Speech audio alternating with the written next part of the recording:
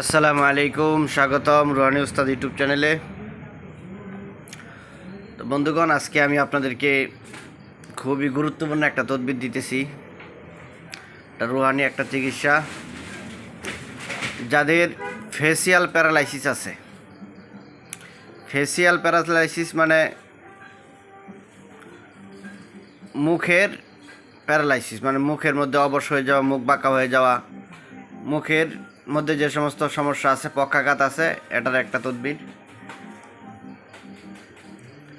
তো এটা অনেক সময় যারা স্ট্রোক করে তাদের এই সমস্যাটা হয়ে থাকে, মুখ বাঁকা হয়ে যায়। তো তাদের জন্য আজকে এই তদবিরটা দিতেছি। তো দেখেন, ফেসিয়াল প্যারালাইসিস দূরীকরণের রুহানি আমল। এক ব্যক্তি আলা হজরত এর দরবারে এসে বললেন, আলা হজরত হলেন ইমাম আহমদ রেজা খাঁ বেরলভী। ইমাম আহমদ রেজা খাঁ বেরলভী উনি একজন বড় পীর ছিলেন সুন্নিয়তের। তো ওনাকে আলা হজরত বলা হয়। তো রুহানিয়তের লাইনে উনি অনেক বইও লেখছেন। শামে সাবেস্তানের রাজা, তারপরে আমলের রাজা, উনি অনেক বই লেখছেন তদবিরের লাইনে। তো দেখেন, এক ব্যক্তি আলা হজরত এর দরবারে এসে বললেন, হুজুর, আমার মুখে ফেসিয়াল প্যারালাইসিস, মুখমণ্ডলীয় পক্ষাঘাত। ফেসিয়াল প্যারালাইসিস অর্থ হলো মুখমণ্ডলীয় পক্ষাঘাত, মানে মুখের প্যারালাইসিস। এর প্রভাব রয়েছে, এর জন্য কোনো দোয়া বা আমল বলুন।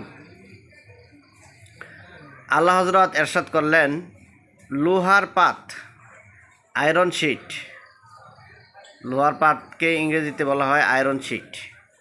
তো লোহার পাতের উপর সূরা জিলজাল লিখিয়ে তা নিয়মিত দেখবে।